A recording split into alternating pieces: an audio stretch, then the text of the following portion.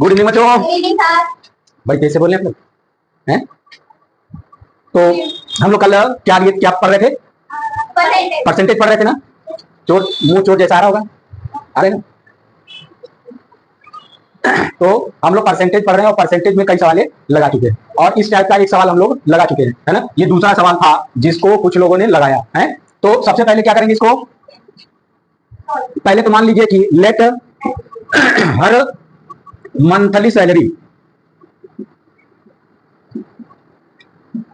B X rupees, ठीक है। उसकी मंथली सैलरी नहीं दी, ठीक है ना। समझ में प्रश्न समझ में आ गया है सबको? कितने लोगों को नहीं आया है प्रश्न? ये क्वेश्चन जो भी है आपको समझ में आ गया क्या दिया है, क्या पूछ रहा है? तो इसमें मंथली सैलरी पूछ रहा है ना। हम मान लेते हैं कि लेट हर मंथली सैलरी भी एक्स, यानी उसकी सैलरी मंथली सैलरी एक्स रुपया है। कितना है? एक्स रुपया है, ठीक है। वो स्पेंड कितना करती है? स्पेंड मनी ना 20%। किसका? सैलरी का 20%, है ना। तो 20% ऑफ मंथली सैलरी नहीं दिया है तो हमने माना है ना। तो किसका 20% खर्च करती है? जो सैलरी आएगा उसी का 20% खर्च करता है। तो तभी तो हमने मान लिया कि उसका एक्स है, तो मालूम हो गया एक्स है ना। तो अब हम 20% ऑफ मंथली सैलरी निकाल लें। इसको गणितीय भाषा में लिखेंगे, क्या लिखेंगे? 20% ऑफ एक्स ना। इसको क्या लिखेंगे? 20/100 इंटू एक्स, या इसको ऐसे भी लिख सकते हैं ना। हिंदी में इसको क्या लिखते हैं? एक्स का 20%, है ना। अंग्रेजी में उल्टा लिखते हैं 20% ऑफ एक्स। हिंदी में इसको लिखेंगे तो एक्स का 20%। इसको साफ साफ समझ में आ रहा है। इसको हल करेंगे तो क्या आएगा? एक्स गुणे 20/100। 20 एकम 20, 20 बचे एक्स बटे, ये भी आप नहीं आएगा सॉल्व करेंगे तो कितना? X into 20/100। 20 एकम 20, 20 बचे 100, 1/, एक्स ना, एक्स बटे आ गया। इतना वो मंथली खर्च करती है। अब चाहे जो भी खर्च करती हो, खाने पर, कपड़े पर, एजुकेशन पर, है ना, बचत पर, जो भी करती हो, टोटल खर्च इतना करती है। और वो सैलरी कितना पाती है?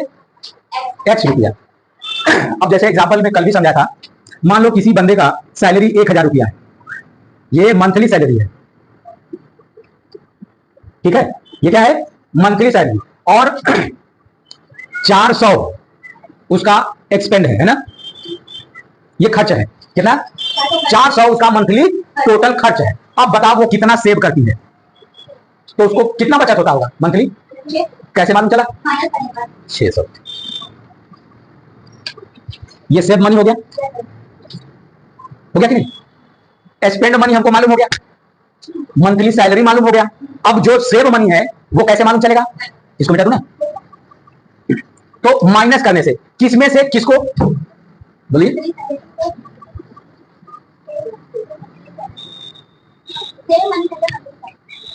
सेव मनी कहां से मालूम हुआ? ये एक्सपेंड हो गया और ये सैलरी है, तो सेव हमको फाइंड करनी है, तो कितना होगा? हाँ, तो लिखेंगे सेव मनी मंथली सैलरी, चूंकि मंथली सेव मनी निकाल रहे हैं, है ना। मंथली सेव मनी अभी पहले 1 ही महीने का निकाल लें। कितने का? हम लोग अभी 1 महीने का ही निकालें। तो मंथली सेव मनी कितना हो जाएगा? मंथली सैलरी माइनस क्या? मंथली सैलरी में क्या घटाएंगे तो सेव मनी आएगा? स्पेंड मनी, जितना वो मंथली खर्च कर लेती है ना। तो स्पेंड मनी, मंथली सैलरी कितनी है? एक्स, और स्पेंड मनी कितना आया है? अब इसको आप सॉल्व करके दिखाइए।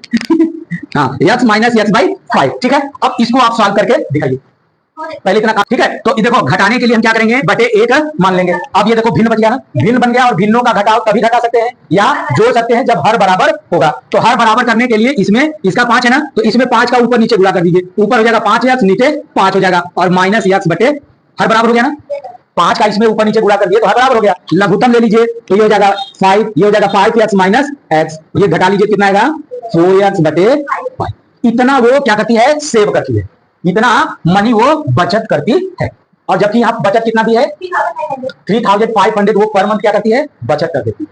तो ये और ये बराबर होना चाहिए ना, बराबर। यही हमने निकाला कि इतना बचत करती है, और सवाल में इतना दिया है तो वो इतना बचत करती है। तो ये वाला बचत और ये वाला बचत दोनों बराबर होगा ना, तो इतना बराबर, ठीक है। तो इसको मिटा दूं, ठीक है। तो अब देखिए वो सी सेव 3500 पर मंथ, वो पर मंथ 3500 बचत करती है, और हमने मंथली सेव मनी निकाला है 4x बाई, तो ये मनी और ये मनी आपस में बराबर होगा, है ना। तो सेव मनी इजिकल टू कितना है 3500, और हम लोगों ने कितना निकाला 4x बाई 5, रख दीजिए। ये देखिए इक्वेशन बन गया ना, ये इक्वेशन बन गया। अब क्या करेंगे, बटे में एक मान लेंगे और क्रॉस मल्टीप्लीकेशन करेंगे, और इसका इसमें, तो करिए क्रॉस मल्टीप्लीकेशन। 1 का 4x में मल्टीप्लाई करेंगे कितना आएगा 4x, और 5 का इसमें करेंगे तो 3500 इंटू 5। अब इसको हल कर दीजिए, 4x बराबर कितना आएगा 500 500 5 5 जा 25 5 3 जा 15 और 2 70। अब x बराबर क्या हो जाएगा 17,500 बाई 4। अब इसे भाग दे दीजिए, भाग देंगे कितना आएगा 4 चौका 16, कितना बचा 15, एक बचा है ना। अब 5 लेंगे तो 15, तो 4 तिहाई 12, 4 तिहाई 12, कितना बचा अब 2 3 15 है ना 12, तो 15 में से 12 जाएगा, क्या बचेगा 3, तो 0 लेंगे तो कितना आएगा 30, तो कितना बनेगा 7 चौ 28 7, और बचा 2, 0 उतारेंगे तो 5 चौके, तो आ गया 4370। ये इतना रुपया, तो उसकी मंथली सैलरी 4375 रुपीज है। समझ में आ गया, उतार लीजिए। तो देखिए तीसरा सवाल, इन एग्जामिनेशन यानी एक परीक्षा में 1 रिक्वायर 40% मार्क्स टू पास, मतलब एक परीक्षा में किसी को पास होने के लिए 40% मार्क्स जरूरत पड़ती है, ठीक है, कितना 40%। अमन गेट्स 185 मार्क्स, अमन एक लड़का है जो 185 मार्क्स पाता है, कितना एंड फेल बाई 15 मार्क्स, है ना, यानी 15 मार्क्स से वो फेल हो जाता है ना। What are the maximum marks, तो अधिकतम पूर्णांक या मार्क्स क्या था, ठीक है। जैसे आप अपने एक एग्जांपल से ले लीजिए, एग्जाम से, ठीक है, एक मैथ का पेपर है ना, मैथ एग्जाम कितने का होता है 100 का, मैक्सिमम कितने का होता है 100 मार्क्स का होता है ना। इसमें पासिंग मार्क्स कितना होता है? इसमें पासिंग मार्क्स कितना है 33, ठीक है। अब मान लीजिए कोई भी लड़का है ना, मान लो कि गेट मार्क्स वो 27 नंबर पाता है, ठीक ना, मैथ वाले पेपर में वो लड़का 27 पाता, तो कितने नंबर से फेल हुआ है? अरे भाई 100 में 33 पास है, वो लड़का 27 पाया, तो कितने नंबर से फेल हुआ 6 नंबर से ना, तो फेल बाई 6 मार्क। इन दोनों को जोड़ने पे 33 आना चाहिए ना, तो पासिंग मार्क हमको मालूम हो गया कितना है 33। ये पासिंग मार्क हमको मालूम था, कब ये हम घटा लिए 27 पाया है तो 6 नंबर से फेल हो गया, ठीक है। अच्छा, तो टोटल ये हमारा 33 आ गया, यानी 33 पास। तो अब बताओ कि वह 185 मार्क्स पाया है और 15 मार्क्स से फेल हो गया, तो पासिंग मार्क कितना हुआ 200।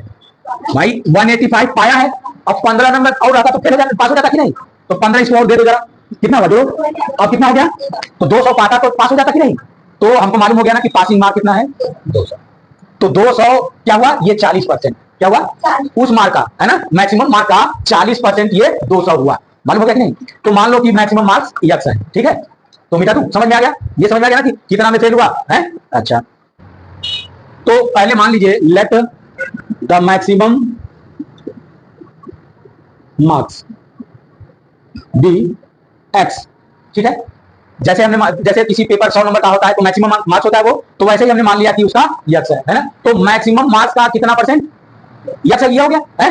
अब पासिंग मार्क्स कितना होगा, पासिंग मार्क्स हमको मालूम चलेगा वो कितना पाया है 185 मार्क्स, और फेल कितना से हुआ है 15 से। अगर 15 इसमें जोड़ दें तो कितना हो जाएगा, अगर वो 200 अगर पा गया होता मार्क्स तो पास हो गया होता, है कि नहीं। तो ये 200 क्या है पासिंग मार्क्स है ना। वो किसका पासिंग मार्क है 40, यानी कि पूरे नंबर का 40% पास है ना। तो पासिंग मार्क, पासिंग मार्क किसमें से किसको निकाला जाता है मैक्सिमम मार्क्स में से, है ना। तो 40% ऑफ मैक्सिमम मार्क्स,